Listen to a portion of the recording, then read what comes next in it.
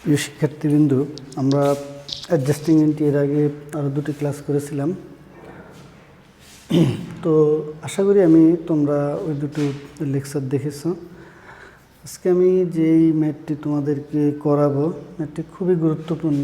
বিশেষ করে অনেক সময় যদি কোনো হিসাব যদি খরচে যদি হিসাবভুক্ত করা হয়, সাপোজ ধরো যে অনেক সময় তোমরা অঙ্কের মধ্যে দেখো যে বিলম্বিত বিজ্ঞাপন, তারপরে কখনো কখনো তোমরা সার্ভিস রেভিনিউকে ডেবিটও দেখো অ্যাডজাস্টিংয়ে। তো ওই ধরনের এন্ট্রিগুলোই আমি এখন করিয়ে দেবো। তার আগে আমি একটু তোমাদেরকে বলে নিই যে কীভাবে হয়। অনেক সময় তোমরা দেখবা যে ধরো যদি আমি কারো কাছ থেকে কোনো সেবা দেওয়ার পূর্বে টাকা গ্রহণ করি, তো সেক্ষেত্রে আমি দুইভাবে জাবেদাটা হিসাবভুক্ত করতে পারি। যেমন আমি যদি বলি রিসিভ টাকা 10,000 ফর ফিউচার সার্ভিস, মানে আমি ফিউচার সার্ভিসের জন্য টাকা গ্রহণ করলাম, তাহলে cash debit earn service revenue credit. আমি এটা নর্মালি দিয়ে থাকি না? আচ্ছা, দিয়ে থাকি। যদি এটা দিয়ে থাকি তাহলে আমার ট্রায়াল ব্যালেন্সের মধ্যে সেটা আসবে আর্ন সার্ভিস রেভিনিউ নামে। সেই আর্ন সার্ভিস রেভিনিউকে আমি যখন নাকি অ্যাডজাস্টমেন্ট করতে যাই, তখন সেখান থেকে আমি আয় কতটুকু রূপান্তর হয় সেটা আমি আগের ভিডিওতে লেকচার তোমাদেরকে দেখিয়েছি। এটার মধ্যে দেখো, এই অঙ্কটার মধ্যেই কিন্তু কোথাও দেখো আর্ন সার্ভিস রেভিনিউ নেই। কিন্তু আমাদের জার্নাল করতে গেলে আমাদের আর্ন সার্ভিস রেভিনিউ বিষয়টা আসবে, যে জন্য আমি বললাম। তাহলে কি, অথবা এটা ছাড়াও আমি যদি এই জাবেদাটাতে হিসাব দিই, তাহলে এইভাবেও দিতে পারবো cash debit 10,000 service revenue credit 10,000। অর্থাৎ মনে রাখবা, তুমি সেবা দেওয়ার পূর্বেও টাকাটা আয় হিসাবে দেখাতে পারো। যদি তুমি আয় হিসাবে দেখাও তাহলে অঙ্কের মধ্যে দেখবা সার্ভিস রেভিনিউ, কিন্তু আর্ন সার্ভিস রেভিনিউ দেখবা না। তার মানে তুমি সেবা দেওয়ার পূর্বে তুমি যদি আর্ন সার্ভিস রেভিনিউ লেখো, তাহলে বুঝবা যে তুমি দায় হিসাবে সেটাকে হিসাবভুক্ত করেছো। আর যদি তুমি দেখো সার্ভিস রেভিনিউ, কীভাবে বুঝবো সেটা আমি বলে দিব, এই অঙ্কের মধ্যে আছে। যদি দেখো যে সার্ভিস রেভিনিউ কিন্তু বলা আছে আর্ন সার্ভিস রেভিনিউর কথা, তাহলে বুঝে নিবা সেটাকে সার্ভিস রেভিনিউ হিসেবে হিসাবভুক্ত করা হয়েছে। দেখো, প্রথমে আমাদের এখানে যে ম্যাথটা আছে সেই ম্যাথটা হলো Forma limited on June 13, 2007 cash account receivable supply দেওয়া আছে, notes payable capital service revenue travelling expense salary expense rent expense advertising expense দেওয়া আছে। তো এই ম্যাথটি আমরা অ্যাডজাস্টিং করব। এখানে অনেকগুলো অ্যাডজাস্টিং আছে, বিশেষ করে 7টা অ্যাডজাস্টমেন্ট আছে। তো আমি চেষ্টা করব প্রতিটি অ্যাডজাস্টমেন্টই তোমাদেরকে লিখে বুঝিয়ে দিতে। কেমন? প্রথমটা হলো service revenue recorded at revenue, recorded at revenue, but টাকা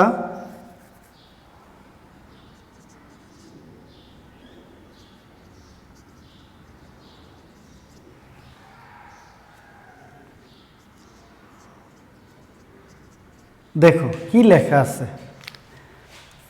service revenue recorded at revenue, মানে সার্ভিস রেভিনিউকে রেভিনিউ হিসাবে হিসাবভুক্ত করেছে, বাট টাকা 1200, টাকা 1200 আর্ন জুন 30, মানে অর্থাৎ সে যখন কারো কাছ থেকে সেবা দেওয়ার পূর্বে টাকাটা গ্রহণ করছিল, সে টাকাটাকে সার্ভিস রেভিনিউ হিসাবে রেকর্ড করছে অ্যাট রেভিনিউ, বাট টাকা 1200 আর্ন অন জুন 30, কিন্তু এর মধ্যে টাকা 1200 আর্ন রয়ে গেছে।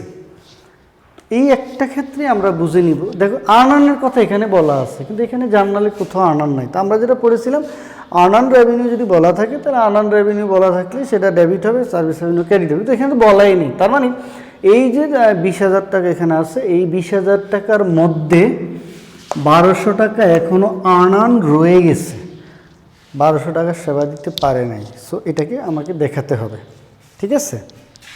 আচ্ছা, এটা আমরা দেখাবো। সেটা কিভাবে হবে দেখো, জার্নালটা সার্ভিস রেভিনিউ ডেবিট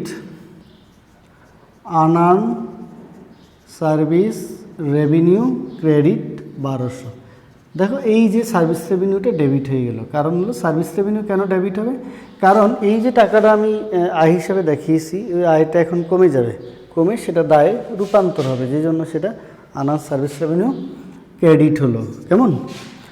এরপরে salary expense, salary expense totally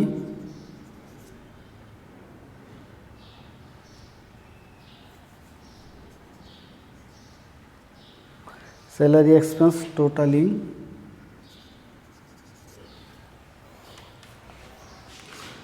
টাকা 1000 is payable but not paid। দেখো এখানে কি বলা আছে, দেখো স্যালারি এক্সপেন্স টোটালিং 12,000 টাকা পেবল, মানে খরচ পরিশোধ করতে পারে নাই। মনে রাখবে অ্যাকাউন্টিংয়ে যেখানেই তুমি পেবল দেখো, যেখানেই পেবল দেখবা বুঝে নিবা এটা তোমার জন্য দায়। পেবল তুমি পরিশোধ করতে পারো না, করতে হবে, সেটাই হলো তোমার এখানে যেটা বলা আছে।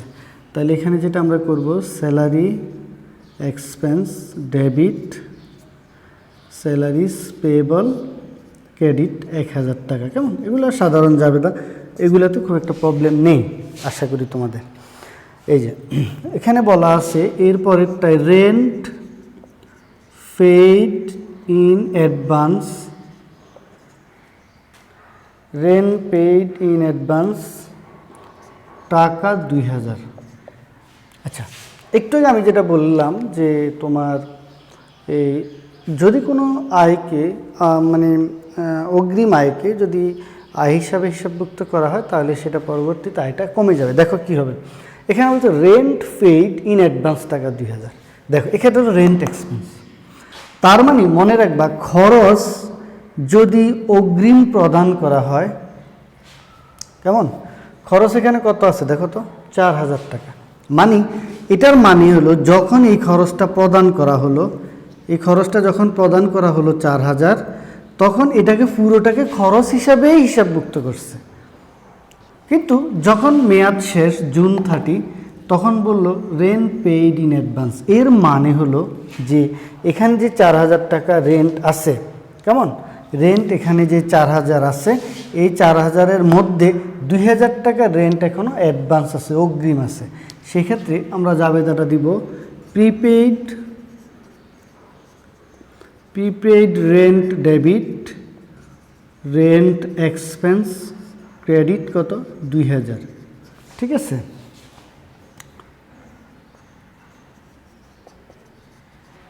আশা করি তোমরা বিষয়টা বুঝতে পেরেছো। মনে রাখবা যদি কোনো খরচ থাকে, ট্রায়াল ব্যালেন্সে যদি কোনো খরচ থাকে, সেটাকে যদি বিশেষ করে অ্যাডভার্টাইজিং ছাড়া সেটাকে যদি বলে অগ্রিম প্রদান, বুঝে নিবা এটা প্রিপেড রেন্ট হবে। এই যে এখানে 2000 টাকা। ঠিক আছে? আচ্ছা, গেল। এরপরে আসো 4 নম্বরে কি বলা আছে। কেমন? 4 নম্বরে যেটা বলা আছে সেটা হলো যে দেখো বলা আছে যে supplies amounting have been used, supplies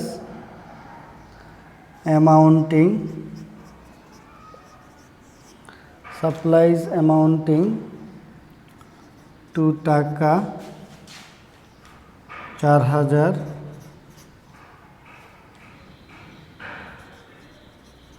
have been used মানে হলো যে তোমার খরচ হয়ে গেছে। সাপ্লাইজ ইউজড, এটা আমি তোমাদেরকে এর আগে বলেছিলাম। এই কথাটা মানে সাপ্লাইজ এখানে কত আছে, এটা সম্পদ। কেমন? সাপ্লাইজ এটা কি? এটা হলো সম্পদ। এই সাপ্লাইজ থেকে 4000 খরচ, মানে এখানে যে 4000 দেওয়া আছে, এটা এই 4000, এই 7000-এরই 4000। সো আমি এখানে কি লিখবো? খরচ থাকলে আমরা জানি এখানে যদি সম্পদ থাকে আমরা জানি যে এই সম্পদটা কখনোই ডেবিট হবে না। আবার এখানে দেখো খরচ, খরচ কি ডেবিট করছি? করি না। ঠিক আছে, তাহলে supplies expense debit, supplies credit 4000। ঠিক আছে, আশা করি তোমরা বুঝতে পেরেছো। প্রতিটা এন্ট্রি আশা করি তোমরা মনোযোগ দিয়ে দেখছো এবং বুঝতেছো। আচ্ছা, এরপরে যেটা দেওয়া আছে সেটা হলো যে advertising expense deferred for the next period amounting 3000। দেখো এখানে একটা কথা তোমাদেরকে বলে রাখি, সেটা হলো যে আমি এখানেই করে দিব এটা, সেটা হলো যে 5, কেমন 1 2 3 4, এখানে রয়ে গেছে 5 নাম্বারটা, সেটা হলো interest accounted on notes payable 500, interest accounted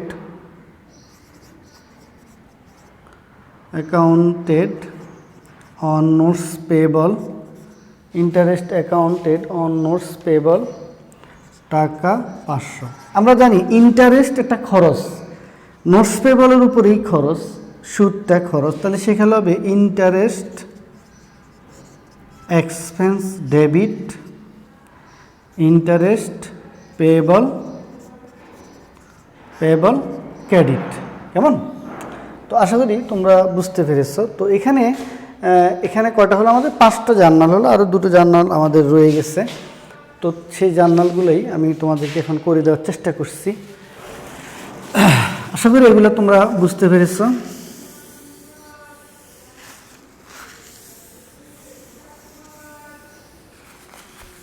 দেখো এখানে যেটা দেওয়া আছে সেটা হলো যে অ্যাডভার্টাইজিং। কেমন? দেখো 6 নম্বরে অ্যাডভার্টাইজিং।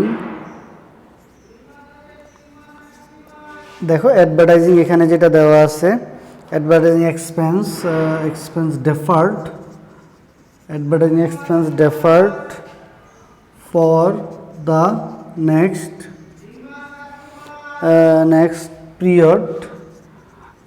পিরিয়ড অ্যামাউন্ট 3000 টাকা। ওকে, দেখো মনে রাখবে অ্যাডভার্টাইজিংটা হলো একটা খরচ, সেটা যদি যেহেতু অগ্রিম প্রদান করা হয়, অ্যাডভার্টাইজ কখনো হয় না, সবসময় অ্যাডভার্টাইজিং এক্সপেন্স ডেবিটে হয়, কিন্তু যখন অ্যাডভান্সটা অগ্রিম প্রদান করা হয় তখন এটা বিলম্বিত হয়। যেমন আমরা অনেক সময় বলি, যেমন রেন্টকে যদি আমরা রেন্ট আমি যতটুকু খরচ করার আমি ততটুকুই করলাম, কিন্তু এটা যদি আমি অগ্রিম করি, মানে একটু এক্সট্রা করি পরবর্তী, সেটা নর্মাল খরচের ক্ষেত্রে বলা হয় প্রিপেইড, কিন্তু অ্যাডভার্টাইজিংয়ের মধ্যে বলা হয় ডেফার্ড, যেটাকে আমরা বাংলায় বলি বিলম্বিত। দেখো এখানে অ্যাডভার্টাইজিং 6000, এই 6000-এর মধ্যে 3000 এই বছরের, বাকি 3000 এই বছরের না। যেহেতু 3000 এই বছরের না সেহেতু আমরা কি করব, এটাকে এই 3000-এর অর্ধেককে আমরা বিলম্বিত করব, যেই জন্য এটাকে বলা হয় ডেফার্ড অ্যাডভার্টাইজিং এক্সপেন্স ডেবিট কত 3000, আর অ্যাডভার্টাইজিং এক্সপেন্স ক্রেডিট 3000। ওকে, আশা করি তোমরা বুঝতে পেরেছো। এবার আমরা যেটা করব সেটা হলো শেষটা, service provided to customer total 8000 not paid. বলছে সার্ভিস প্রোভাইডেড টু কাস্টমার টাকা কত 8000, বাট নট বিল। দেখো এখানে ইম্পর্টেন্ট যে বিষয়টা সেটা হলো, একটা হলো সার্ভিস যদি তুমি প্রোভাইড করো, সেবা প্রদান করো, কিন্তু তুমি বিল পাও নাই, এখনও টাকা পাও নাই বা সেবা দিয়ে ফেলছো, সেটাই তোমার জন্য বকেয়া আয়। তো সেখানে যেটা বলা আছে সেটা হলো যে অ্যাকাউন্ট রিসিভেবল হবে ডেবিট, সার্ভিস রেভিনিউ হবে ক্রেডিট কত 8000। মনে রাখবা অ্যাডজাস্টমেন্টের ক্ষেত্রে বিশেষ করে খরচেরগুলো অতটা কঠিন নয়, সার্ভিস প্রোভাইডার বকেয়া আয় বকেয়া ব্যয় কোনো প্রবলেম নেই, শুধু এখানে সাপ্লাইজ, তারপরে তোমার আনান রেভিনিউ, ডেফার্ড অ্যাডভার্টাইজিং। হ্যাঁ, দেখো 3000 টাকা ডেফার্ড অ্যাডভার্টাইজিং, এটাকে আমরা বিলম্বিত বিজ্ঞাপন বলি। বিলম্বিত বিজ্ঞাপনটা এক ধরনের অসমন্বয় কৃত ব্যয়। তো আশা করি তোমরা এই বিষয়টা বুঝতে পেরেছো। কেমন? তো প্রিয় শিক্ষার্থীবৃন্দু, সবাই ভালো থাকবে, সুস্থ থাকবে এবং অবশ্যই বারবার দেখবে যদি কোনো প্রবলেম থাকে। এর পরবর্তীতে আমি তোমাদের জন্য পোস্ট ক্লোজিং ট্রায়াল ব্যালেন্স এবং ক্লোজিং এন্ট্রিজ এবং পোস্ট ক্লোজিং এন্ট্রিজ আমি তোমাদের জন্য করে দেওয়ার চেষ্টা করব। তো সবাই সে পর্যন্ত ভালো থাকবে। খুদা হাফেজ সবাইকে।